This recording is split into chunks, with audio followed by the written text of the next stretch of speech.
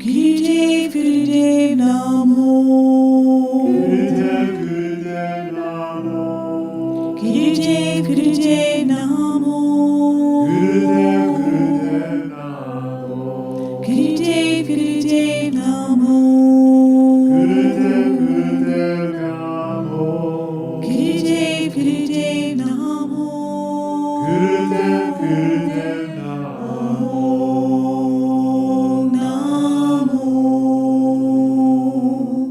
Gurudev, Gurudev Namo. Namo.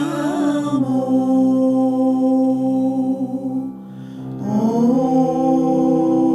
Namo. Gurudev Namo. Om Namo. Gurudev Namo. Gurudev, Gurudev Namo. Gurudev, Gurudev Namo. Gurudev, Gurudev Namo. Gurudev, Gurudev Namo. Gurudev, Gurudev Namo. Gurudev, Gurudev Namo. Gurudev, Gurudev Namo. Gurudev, Gurudev Namo. Om Namo. Gurudev Namo. Om Namo. Gurudev Namo. Om Namo. Gurudev Namo.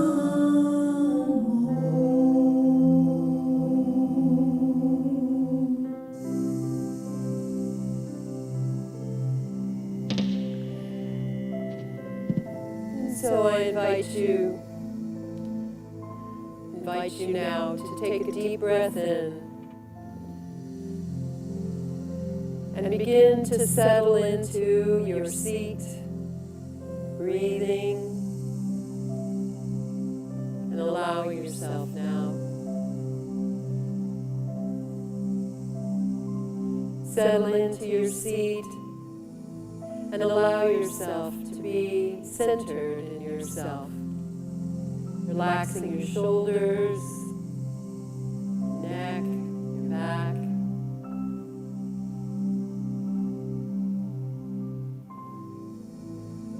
Rest your hands and your feet comfortably, knowing your arms and legs will follow. Relaxing, letting go. Breathe all the way in,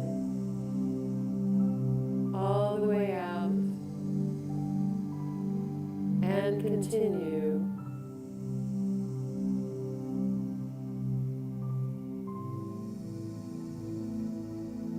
Now, with your inner vision, let's go back in time to this morning, your morning, when you awoke and moved into the first couple of hours of your day.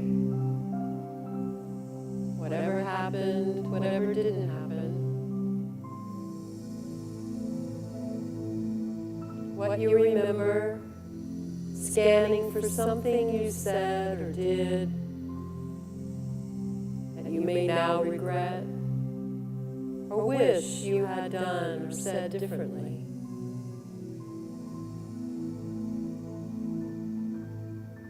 If you find something, just breathe now and let it go.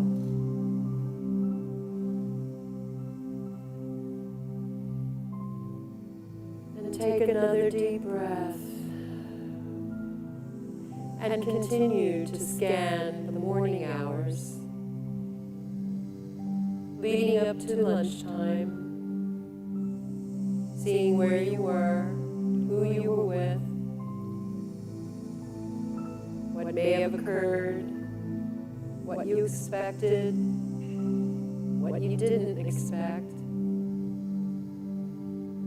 Scan for something,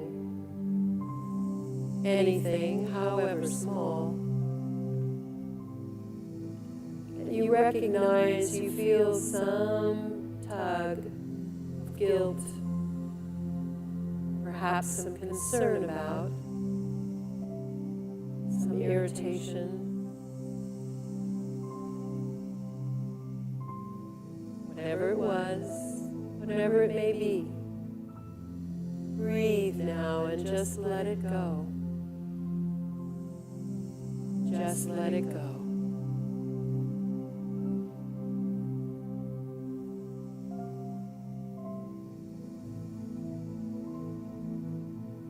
Now view your early afternoon to late afternoon.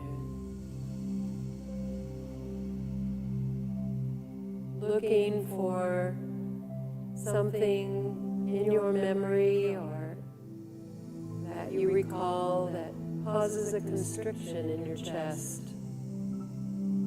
stomach perhaps. As you review events, conversations you had,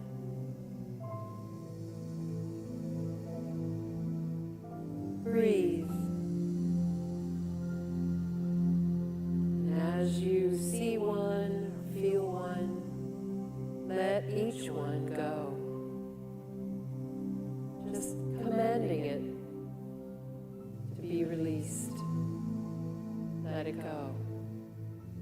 Breathe. Let it go. It's all right.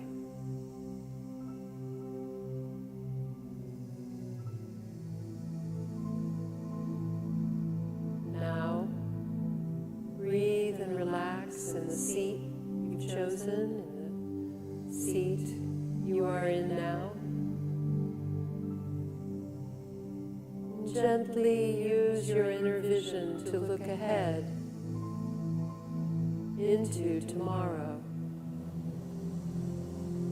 or the coming days, perhaps to a person or situation that you anticipate, that you feel guilty about or troubled by, perhaps worried about, person you may have to deal with, speak to, that you're troubled by.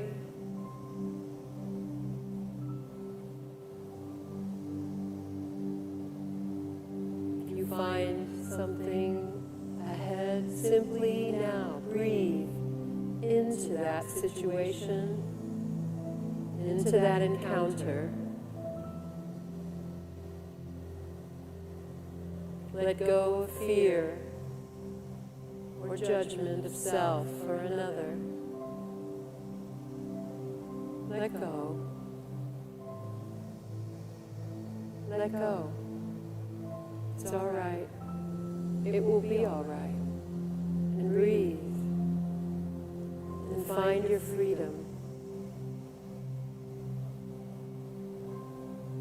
Forgive yourself now, in advance. And any other person in advance of events that may occur that you fear or are worried about. Give yourself and the other person freedom to respond differently than you fear or than you have in the past. Bestow freedom now upon you both, upon yourself in the condition. Something different to happen. Breathe. Allow your heart to open fearlessly. Guidance.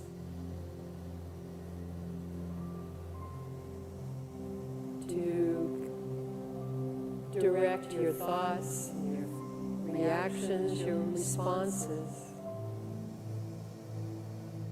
Breathe. Allow love to flow into the situation. Allow love to flow between you and the other. To release you both from the past, or what you fear, or what you feel guilty for. Breathe. Let go. Be free. Now. Be free.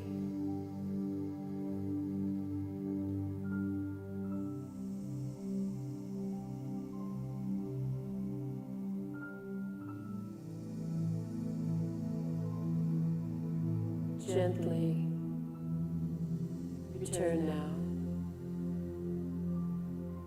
to this time and to this place.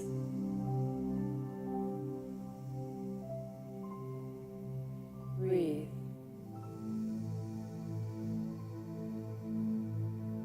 Be present to your body seated. And when you're ready, open your eyes.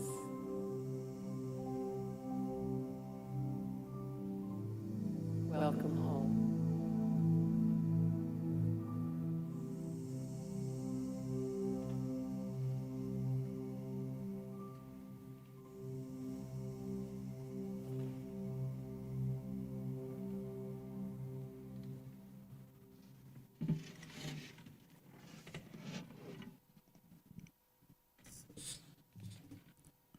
As we bring our attention once again to this space and this time, feel gratitude for all that we are experiencing in this now moment, our unity, family here in the pyramid and online, feeling your connection with others who are watching as well, and in the comments and these shares that have been shared, and feeling our oneness together. As from that awareness that we are a community, that we recognize that that it is time to give, and it is time to give of our good to our spiritual home, so that it can continue to serve as not only a physical space, but also a communal space for us all to gather and come together and have these wonderful spiritual experiences as we evolve our consciousness together and live from our oneness. And so let's give of our gifts in love and in generosity, with our hearts open, and in an awareness of the ever-flowing abundance of God at work in our lives.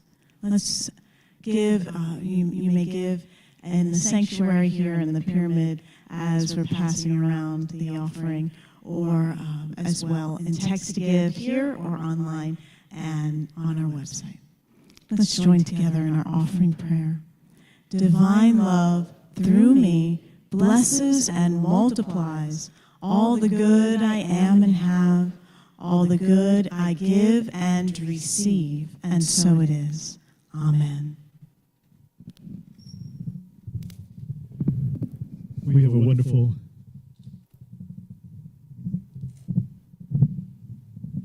We have a wonderful opportunity tonight in welcoming our beloved Reverend Sheila. She's going to sing for us a song by Linda Webb Kakava called Nothing Left But Forgiveness.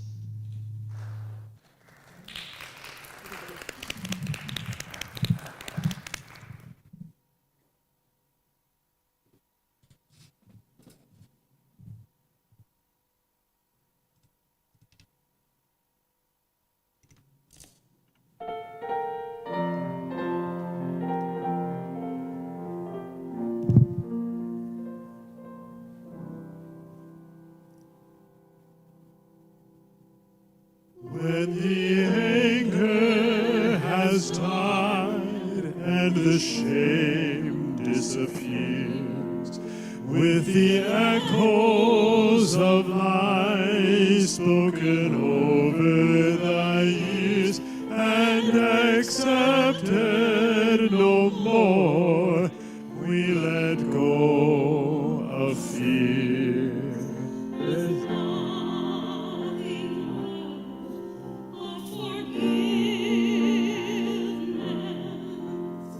After heartache and sorrow and love have all died, and the most bitter feelings we kept deep inside fade to nothing as lessons of life realized. There's nothing left but forgiveness.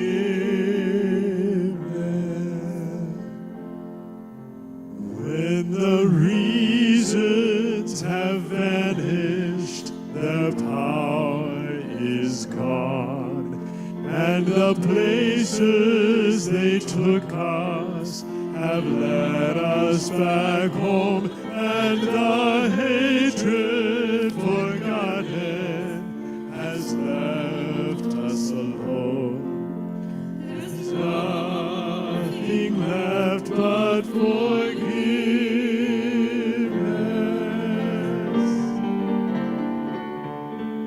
Only so far we'll go till this knot's been untied, and the anger and heartache no longer denied, till we stand in the silence and then realize there's nothing left but forgiveness.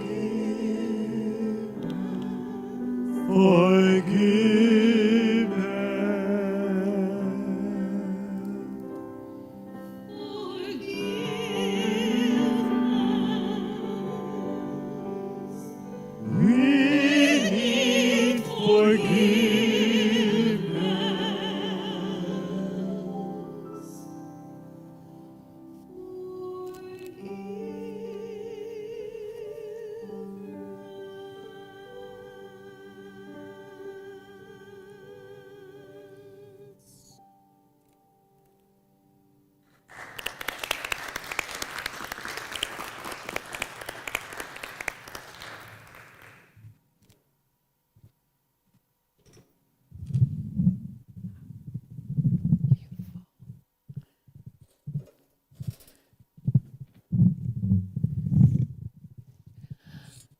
Thank you, Reverend Sheila and David. That was just gorgeous. Just a beautiful way to go into our discussion about unlimited forgiveness.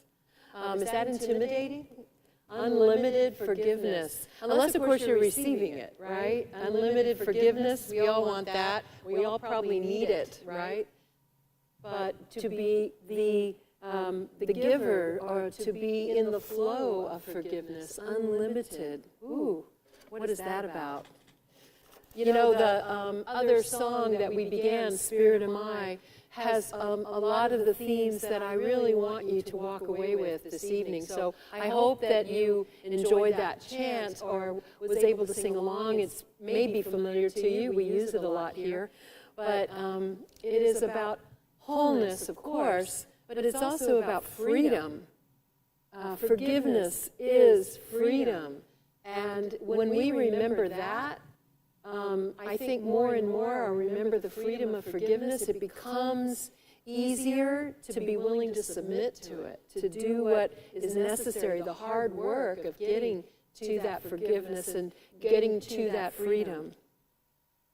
So tonight, I first want to start with, just a quick kind of recap for you, perhaps in your life. What is forgiveness?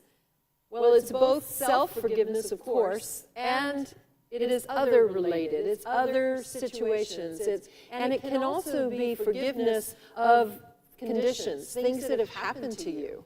So in a way, it's forgiving God, It's like, how did this happen to me? How come that came? How come what I expected didn't come? How come what I expected didn't happen in my life? And we can hold on to these hurts and wounds and disappointments and experiences, and we really do have to find a way to forgive them all at some point, consciously, or a way to release them.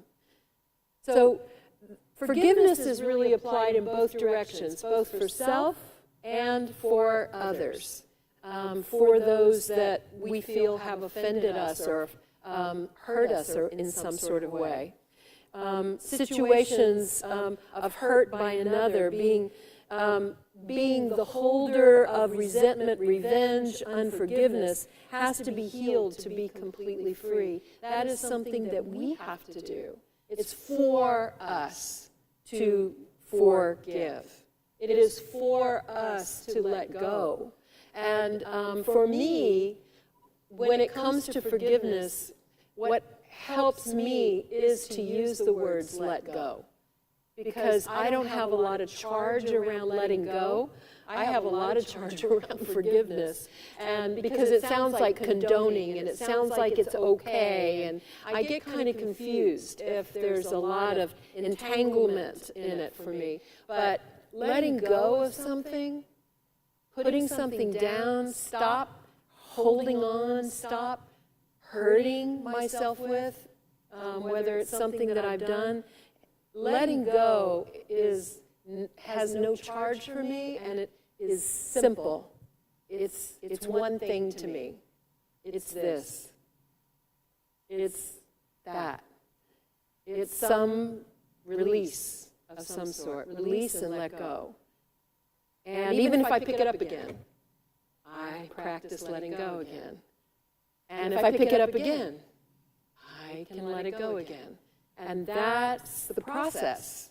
And depending on how severe the hurt, how deeply wounded, how long it's been a part of me, will depend on how long it may take for me to really be completely freed. You in your own process, you know that. Robert Brumnett says that forgiveness is giving up all of our stories of how wrong or bad someone has been and how they need to feel the pain they've caused us, that we can't let them get away with having done something to us. Those kinds of thoughts. We may not be actively, consciously in revenge, but in some way, we're still waiting for them to get theirs, right? Even if it's not by my hand, right? It's just, karma is going to come around, right?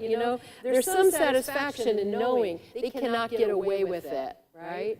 And as long as I'm invested in that, it doesn't matter that they do or they won't or someday they will. It only matters what my attitude is about it. If I'm still clinging to waiting for that moment that I can see, they got it, then I'm still not free. I'm still bound to it. I'm still energetically connected. And I'm still wounded and I'm still hurt by it. And I'll often find that even when they get theirs, I'm not free yet.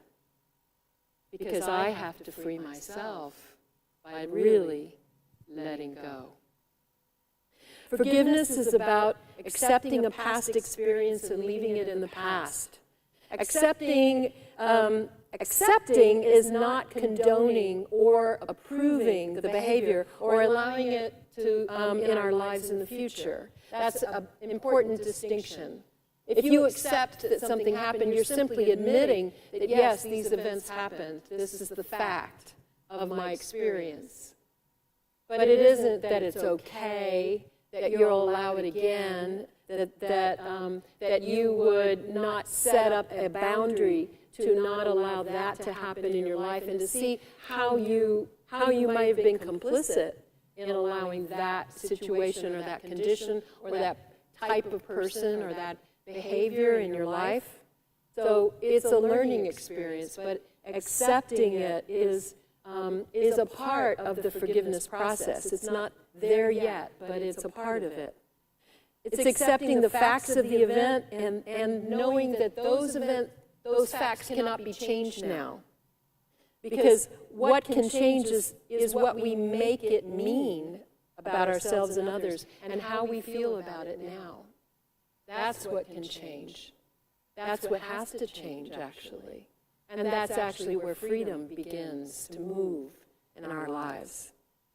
Robert Brumman said, forgiveness is a willingness to face and feel our pain in the present moment, a willingness to let it go. In other words, when we start to accept that something happened and that this isn't okay, immediately the hurt and the memory and the feeling and the surprise and the upset and the consequences of that experience begin to register again, and we simply need to be with it, not avoid it, not project it, not try to get away from it, not try to go into revenge mode to help displace it, but rather just to breathe through our bodies and to be present to it. As we feel our pain in the present moment, we begin to have a willingness to let it go. And there lies. Letting it go is not covering it up or denying it. Letting it go is just saying, yes, that happened to me.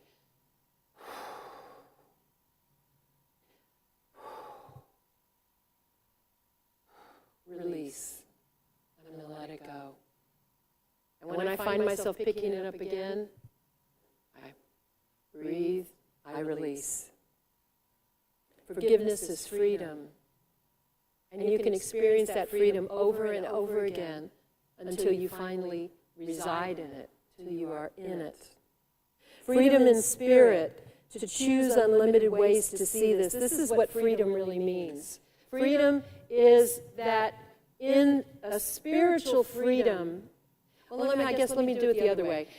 We often think of freedom in our political ways of freedom, a freedom in our society, a freedom in our culture, that my freedom is not unlimited here in this realm. It isn't. I cannot go and do any old thing that I think I want to do, which is what my ego would lead me to do, necessarily, because it could begin to impinge on someone else's freedom. And that's where we have our discussions and our disagreements and our polarization is that freedom at this level is not unlimited. There is a boundary that we have to find and that we have to live in order to live with one another. Now, spiritual freedom, on the other hand, is only one thing. Spiritual freedom of the soul is truly unlimited, and choices for the soul to make are truly unlimited.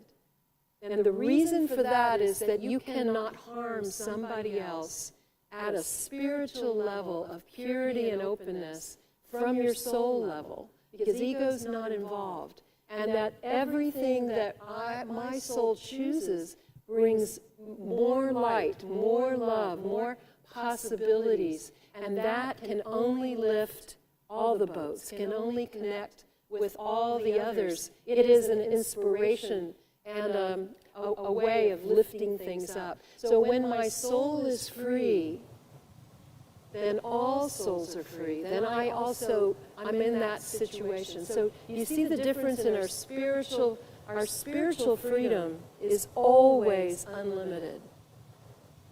Freedom from pain, hurt, burden, resentment, revenge, condemnation of self or others, that's the freedom that we get from this experience of letting ourselves go and to release. We begin to realize the payoff soon for feeling the pain of our situation. When we start to realize after practicing this for a bit, we begin to see that freedom is the payoff, and I can begin to anticipate it so that I am willing now to feel the pain of whatever it is that's here. I face my guilt or my shame, feel my guilt, feel my lack of skillful behavior, something that I have done that I regret, that I'm going to have to go clean up my mess with somebody else. But if I hold out in front of myself the possibility of freedom on the other side that I have experienced in other occasions, then I'm able to do that. I'm beginning to get it, that this is going to turn out well for me. This is worth it. It's worth feeling it, to get through it and get to the other side of it. We realize that we've already lived through the pain of the event and survived it. That's another thing. It's not like I am reliving this. We always think we are when I remember, oh yeah, that happened. Or, oh yeah, I did that. I didn't mean to. Oh, that was awful. That turned out bad. I think I'll go and have chocolate, you know. I think I'll forget about it for a little while. When I remember that this, in fact, is something that I have already lived through, I have already done, and now all I really need to do is to stop punishing myself with it, to stop reliving it, to stop holding it over myself, and instead find a way to release it and forgive myself and let go of it. To really let go and find my freedom again, and find myself to be lovable again, and whole, not broken, teachable even. And then I begin to find a place in myself. I'm able to extend that to others as well. Any pain after the fact is self-induced. Anything that happens after the event, any pain I feel now, that's on me. It doesn't matter who created it, and it doesn't matter how badly I made a mistake there. I don't have to keep feeling it over and over again, except by my own decision and choice to do that, to keep hurting myself with it. You see, I can change that. Because I've already lived through the event. I'm already on the other side of it. I don't have to keep punishing myself with it. Now I can interrupt it by releasing it, by letting it go, by learning from it, by making amends if I need to, by handling it however I need to really get the full benefit of it and release. Robert Brummett says, unforgiveness is the price I pay for holding on to condemnation.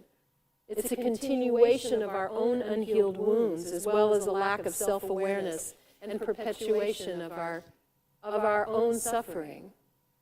I think of it this way, that the repetitive punishment of feeling the pain of the event over and over again, anger that tears at our own soul, and the trap of acting out the anger in other surrogates.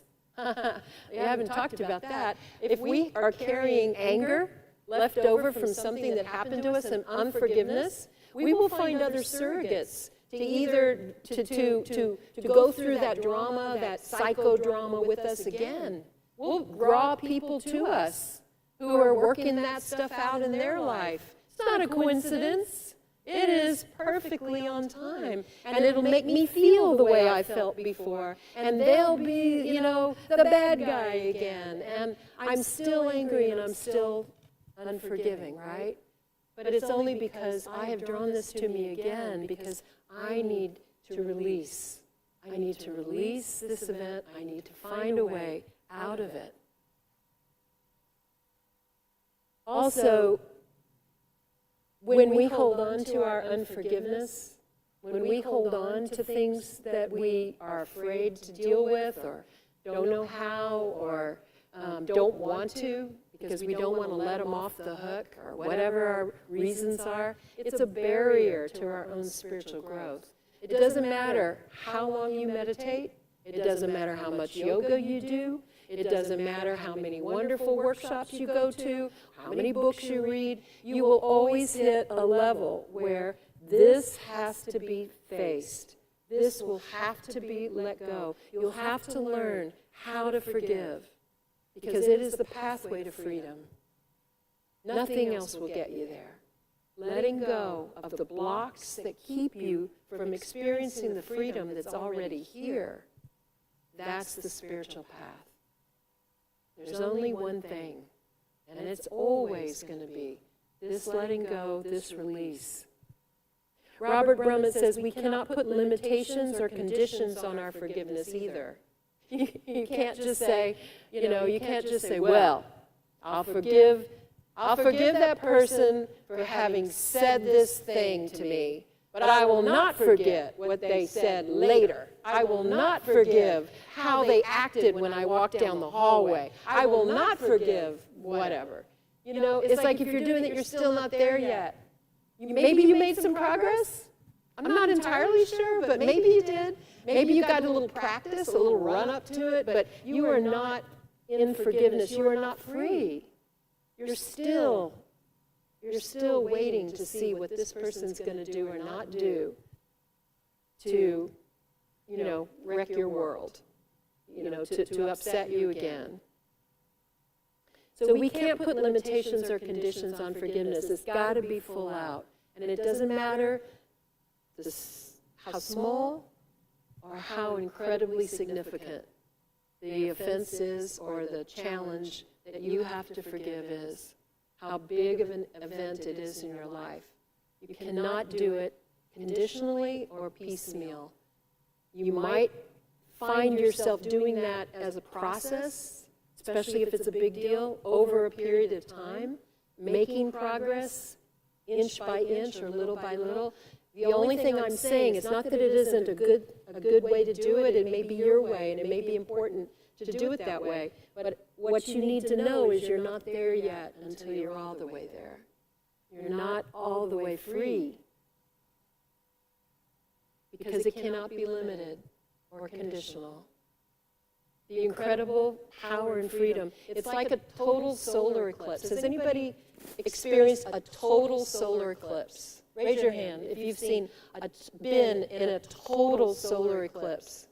Yes, I have been. And I had been in a lot of almost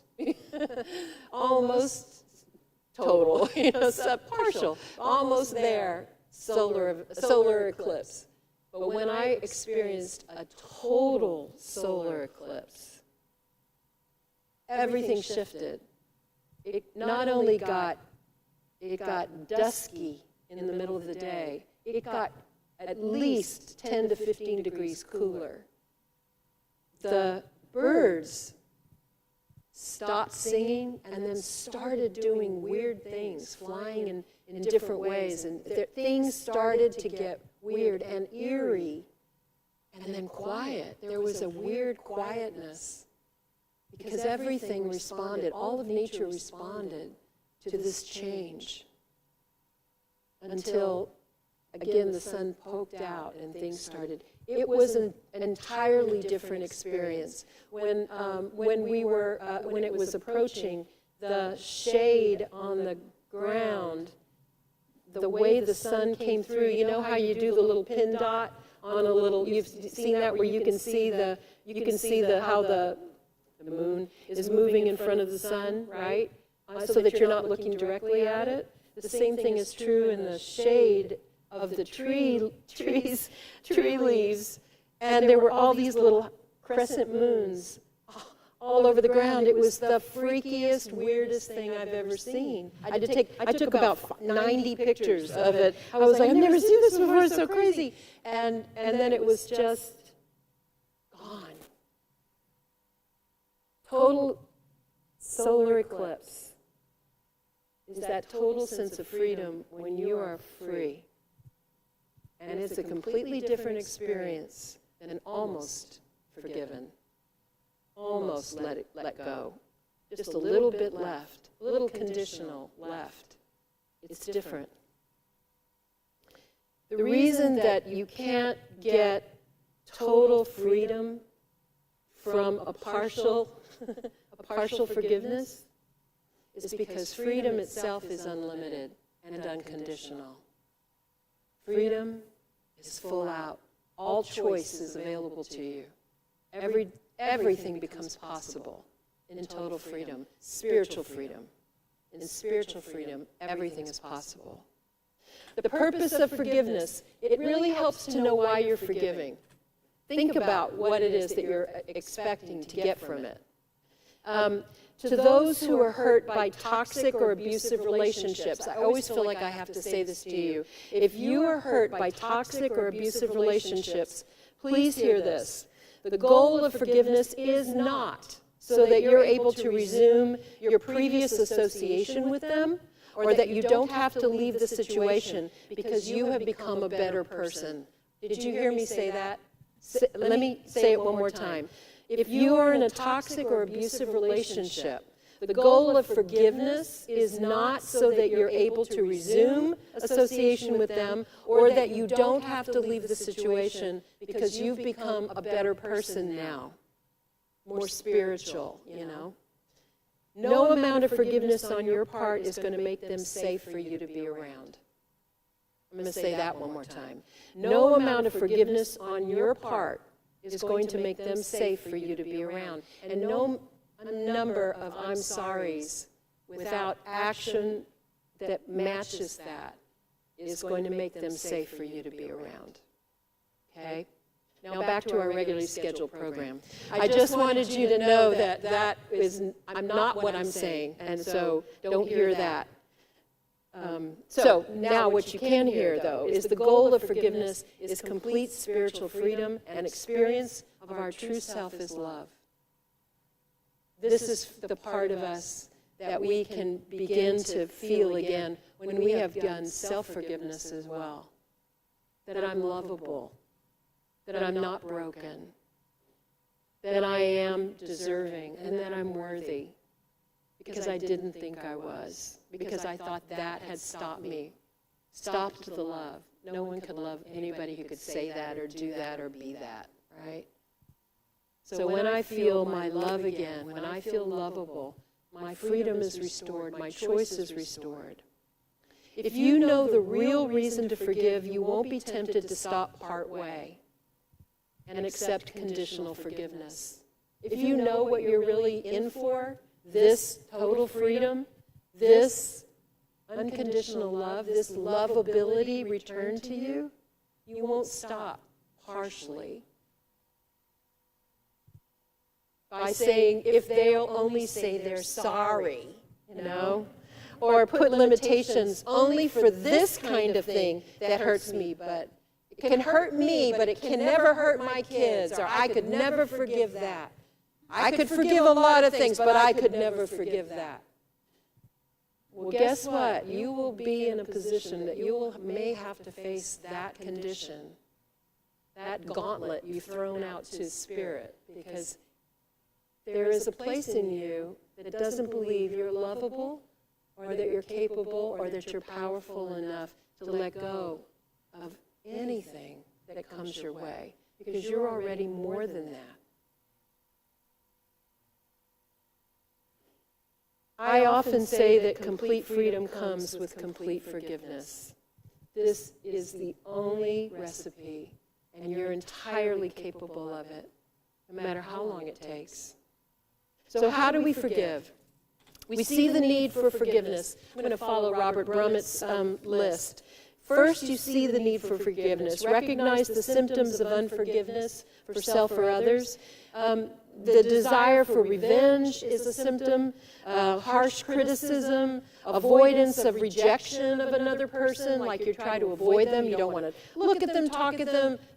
You don't want to get coffee with them. You don't want to be in the room at the same time they're going to be there, that kind of thing. A feeling that someone is bad or wrong. You know, they're just wrong. I just can't abide that person. They're just wrong. They're bad. They're stupid.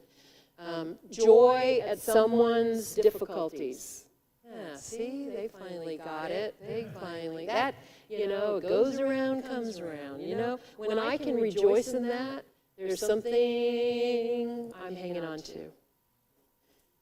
I like to say that I have become more sensitive now to a contraction of my heart toward myself or obsession with another person in my thoughts. Those are the two clues that I have when I need to do some forgiving, which is for me is just release, is just let them go. Let myself go. Stop punishing myself. Stop judging myself. Stop holding that against me. Stop replaying that video over and over in my head about something I said or did or didn't do or should have done or could have done different or better.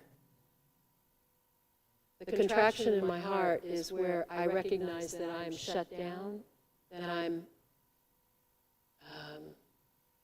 not allowing the love to flow. And that is my cue that I need to let go. He says, remembering the purpose of forgiveness is to complete freedom and experience of ourselves as love. Become willing to forgive. This is the way we do it. We allow ourselves to be the love that we bring to the situation. Robert Brummett said it's a choice, not a duty or a moral or spiritual obligation. We have to free will choose that this is what we're going to do, that this is how we're going to be. We're going to forgive. The third thing he says is ask for help from your higher power, something greater than yourself. This helps you to leave identity with the ego and to seek awareness of your greater self or connection with something greater than yourself, greater than your ego, however you relate to some higher power. The higher self or something greater than you, just a bigger vat of love than you can feel right now. That's what you want to appeal to. Ask for help. He says the fourth step is to give up condemnation and waiting for punishment, self or others, to see them punished or to fear that we're going to get punished. We deserve it. We shouldn't have whatever it is we want next or whatever we're afraid of. We give up the condemnation and waiting for punishment. It's not up to us to judge who deserves to be forgiven. We don't decide that, right? Well, they don't deserve it. They didn't act. They never said they were sorry. They never acted like they cared. That's not our job. Innocence has already determined that each of us are worthy of forgiveness. The innocence that's already within us has already decided the worthiness. We're all just trying to get home. We're all just trying our best. We're using what has worked before, or the only thing we know to try, or the thing we were taught, or the thing that we were shown. Robert Brummett says number 5 is to face and feel the underlying pain. That's another way. We have to make peace with that. We have to allow ourselves to feel it and allow ourselves to release it. Number 6, know the truth. What is the truth? Oh, it's not exactly all I thought it was. I played a role in that too. I should never have let that person into my life. I knew they were bad news. I knew that I should have tried a little harder or done something different. Our innocence and our mistaken ideas that what we have done or said or failed to do or say will give us what we really want. That's the mistake we all make. That when something doesn't work, it's because I thought this would do it. I thought I could cut corners. I thought I could get by with it. I thought I could, but I can't. I need to make amends. Robert Brummett says, number 7 is just to repeat as often as needed. The willingness, see that you need to forgive something, be willing, ask for help, give up condemnation, self or others, feel the pain, know the truth. Willingness, ask for help, give up condemnation, feel the pain, know the truth, and repeat as often as you need to. What works for me is to notice that constriction of my heart for myself or for others, and the obsession I might have for a situation or an event, something that I play over and over in my head, or a person who I imagine is thinking all these things about me, and, you know, I bet they think this, or I bet they want that, or they would say, and I realize that they never said any of those things. They're not even paying any attention to me. I'm playing all this, I'm making a villain up in my own head. And that's when I realize I can stop torturing myself with that. I can let them go. Breathe and tell myself, let it go, Karen. Just breathe. Repeat against every argument that comes up, let it go, Karen. Just stop. Let it go. After several repetitions, I begin to see myself loosened up, a little bit bigger, more worthy, lovable. I begin to feel lovable again, and then I know I've released, I'm freed again. And then it helps to see that the person is more than the one thing they have done or said, that they are also worthy, and that they're also lovable at some point. Even if it's not up to you to love them right now, you can see that their innocence is your innocence as well.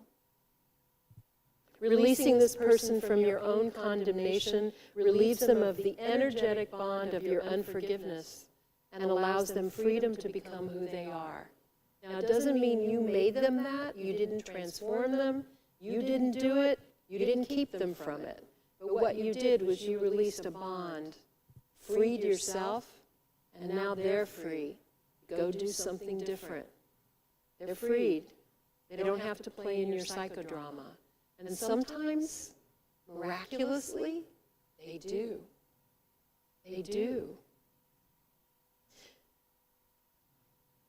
Matthew chapter 16, verse 19.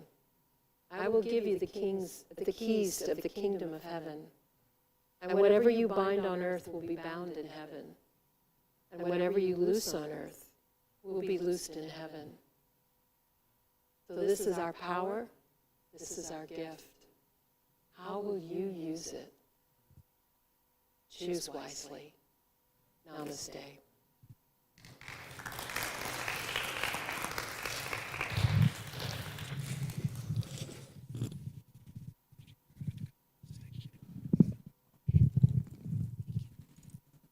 Thank you, Reverend Karen. And we welcome to our spiritual dialogue this evening, Reverend Sheila Gautreaux. We're so blessed to have you with us tonight. Yes.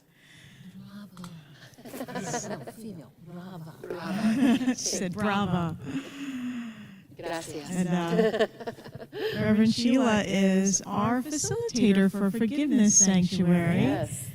which we have twice a month. I was intimidated by having an expert in the audience on forgiveness. I somehow suspect that we are all on the path of forgiveness. You know, Reverend Harry Morgan Moses once said, if you wonder if you've got forgiveness work to do, just check if you're breathing. Oh, yes, exactly. I was buoyed by what you said about if you find you've picked it up again, then let it go again. Pick it up, let it go again. Because, you know, it seems like forgiveness, because it involves other things. It involves conditions or other people. For a moment, it seems like it's about them. You know, like I've got to forgive them, and really it's all an inside job, you know, all of it. So I can let it go again. Right. Just let them go. Just stop using them to torture yourself with or reliving the situation. I mean, that's what I tell myself is like, I'm doing this to myself. They did it to me once. I did it to me 100 more times, you know? It's like, I'm ready to stop doing that, you know? That's why they say forgiveness is the gift we give ourselves. Yes, exactly. It's not for the other person. Mhm. It really is. Yes, there's that. I notice when I'm holding something against someone that it's not just the mental decision that I'm going to forgive them, or I'm forgiving them now. That I also have to do something with the energy in my body, because it can feel like a lot sometimes, and so that can be doing a radical forgiveness worksheet. And what I love about that is that at the end you destroy it. So that's very powerful to just really release that energy in the world. It could be doing breath of fire, or just having like a really good cry, a good Epsom salt bath, something to shift the energy in my body so that charge is let go. And in the process really can be something I feel is necessary to move that charge down the ladder and lower it. Well, I love what you said about putting, getting the energy out of it, especially if it's anger, anger, rage, pain, hurt, outrage, that's anger, just whatever it is. I had to learn how to own my anger in order to discharge it. And that was a much longer process, because I was trained, as most women, certainly in my generation, that, good girls don't get angry, and you always are polite and whatever. And I did not. I just denied I even had anger. It took me a long time to even admit I was angry, to even say it that I was angry, because that just seemed so. Only bad people are angry. Only wrong people are angry. But I had to own my anger, feel my outrage, and then I had to do something with it. I had to go and yell and beat a pillow and really get angry, go outside, just do exercise, physical activity to really get it out of my system energetically. And then after that, find the cool place in me where my power was restored. And there was a whole column of power that I was so surprised by, because anger is really our power. Our anger is our way of saying, that is not okay with me. That is not okay. Don't do that anymore. But it comes out as, and so I have to get all that off so that I can be heard. But once I get that power, I am completely aligned with it. And then my words are calm, and they are so full of power that the person hears me. And I'm not yelling at them. I'm clear. This is not going to work for me. This is not okay. And you can't do that again. And duh, it's there, I didn't know how to do that. It took a lot of training to be able to do that. And to me, that is also a bit of forgiveness, because I'm no longer a slave to them having power over me, or doing something to me. I am empowered now. I am not vulnerable, That person actually owns you, as long as you're not forgiving them. Just the mic, Reverend Sheila, please. Yeah. That person, is it on? Okay. That person actually owns you if you're not forgiving them, because a part of you is stuck on to them. That's exactly right. And so there's everywhere you go, they're there with you, and so is that pain. And it's the same person that offended me, hurt me, or wounded me. And in some ways, that is the only part of them that I will ever experience, because I am hooked to that. But once I break that bond, I have freed them to become something else. And maybe it's just in my own experience. I'm not really sure, but I have witnessed where someone is able to shift and change, not because I transform them or change them, but I release them from being held in this crystallized bond of what happened between us, what was said and what wasn't forgiven. And I broke that and let it go. And now my experience of them changes and shifts. You're right. It's a release. I mean, this freedom is amazing. And does that lead back to the thing? Hold up the mic. Doesn't it lead back to the thing of there is only one of us? I mean, it really does. It's such a connection. Because when you're very angry with someone, You keep them in that energy of the anger and rage that you feel about what they did. And then when you let it go, you release yourself, and there's no more line between you and them to keep them doing this either.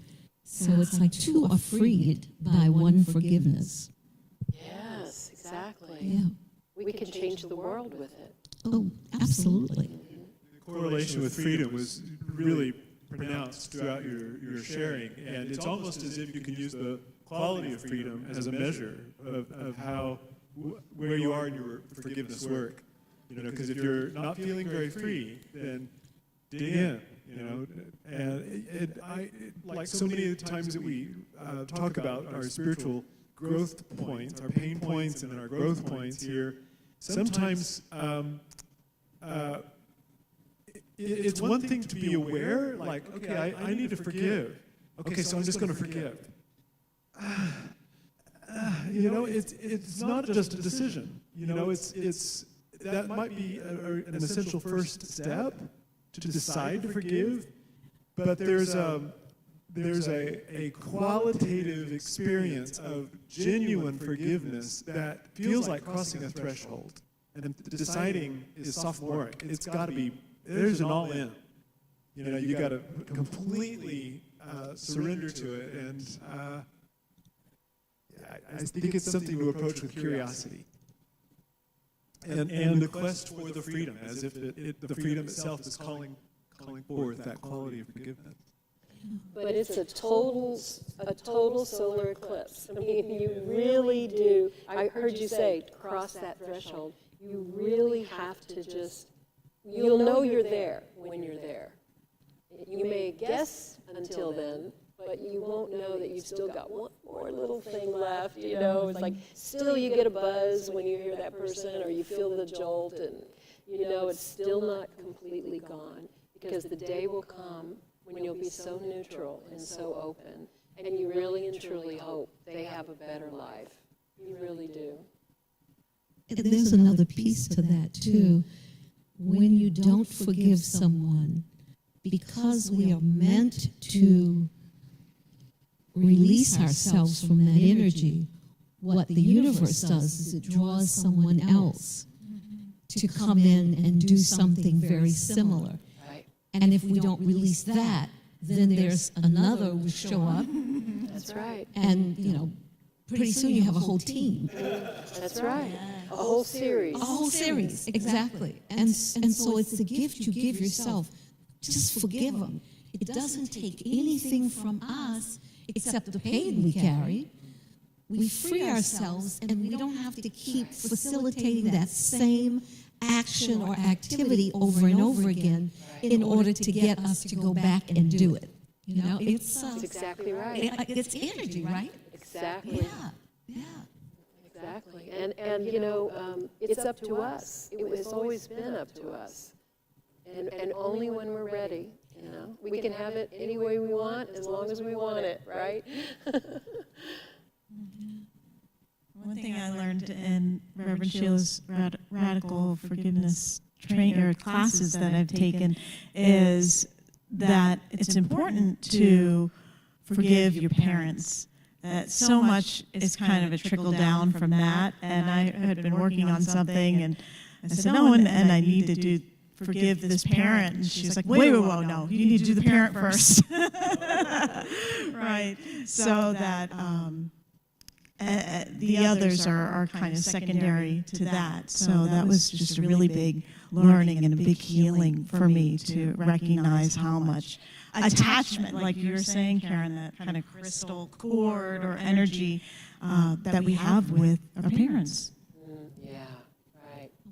Well, those kinds of relationships are the ones that are lifelong and so close and intense. They're like baked into our identity to such a degree. It just takes a lot of, I think it takes a lot of run-ups the tree, you know, a lot of times, a lot of circles around the you know, around the base of the tree before you finally get it, because it's so intimate.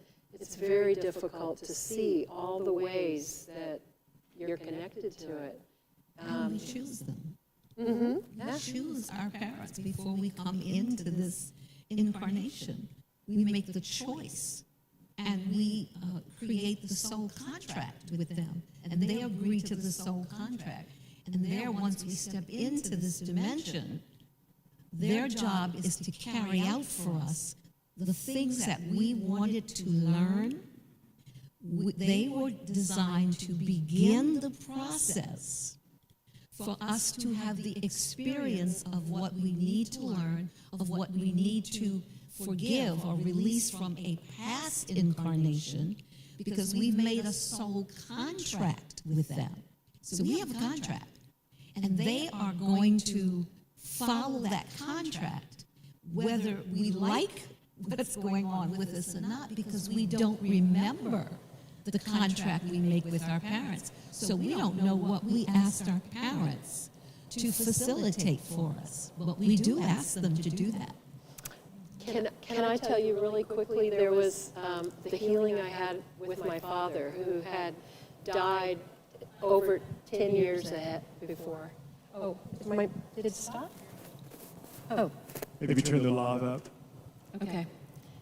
Well, 10 years before, and I was in treatment, I was in therapy, and I was doing breath work, and I was just so mad at him for the 750,000th time. The same thing, I was just, and I was just yelling and doing the thing, breathing, and then I just kind of got calm, and I went into a state of just sort of a vision, and my father appeared, and he was relaxed and receptive. He heard everything that I said. He wasn't denying it. He was just, yes, all that happened. And then he bowed to me, and he put his hand out, and I took his hand, and we danced.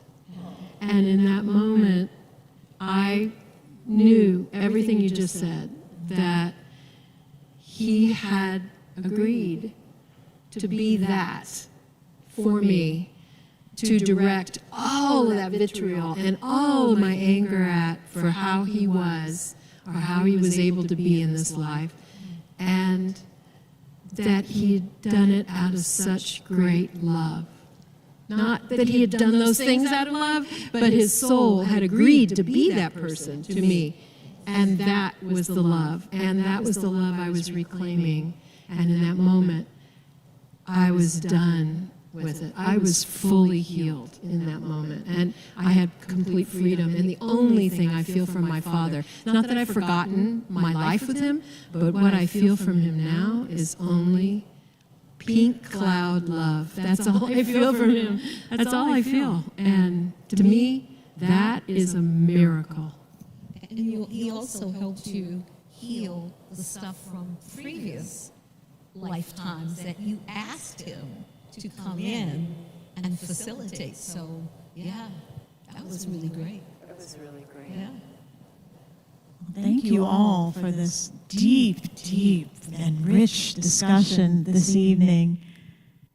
Let's take this into a time of prayer. As we breathe and let go once again. Perhaps many people, situations, conditions have shown up in your mind as we've been engaged in this exploration of unlimited forgiveness, what that could look like in your life. And so we begin or continue that process wherever you are right now in our time of prayer requests. I invite you now to speak those names of those that you would like to experience forgiveness for, with. Any people or situations or conditions in your life or in the world that have a charge for you that you'd like to let go of, that you'd like to experience freedom and love there. Let's speak those names now.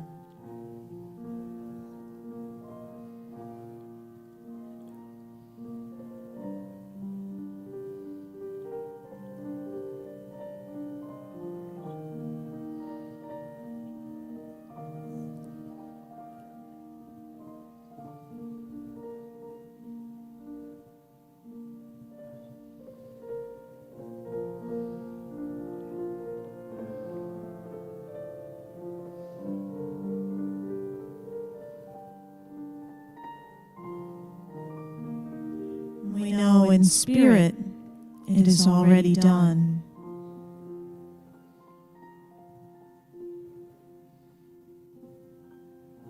And so we allow our energy to be changed and shifted to greater peace, and greater openness and love. As we continue to release, as we move forward into this evening and our time of sleep and into tomorrow, and seeing this letting go process be that of ease and grace, knowing we are not alone, that Spirit is always with us, leading us and guiding us. For this we are truly grateful. We pray together in the name, in the nature of the indwelling Christ presence. And so it is. Amen. Now let us speak our prayer for the welfare of all beings by speaking our prayer in unison. By the power of this practice, may all beings have happiness and the causes of happiness. May all beings be free from suffering and the causes of suffering. May they know the sacred joy that arises in the space beyond suffering. May they rest in equanimity that knows no grasping or hatred. May they experience the equality of all beings. May my practice be of benefit to all. Namaste, namaste, I bow to you. Namaste, namaste, namaste. Go shine your light into the world. Namaste, namaste. The light in me is the light in you. Namaste, namaste. Go shine your light into the world. Namaste, namaste, namaste.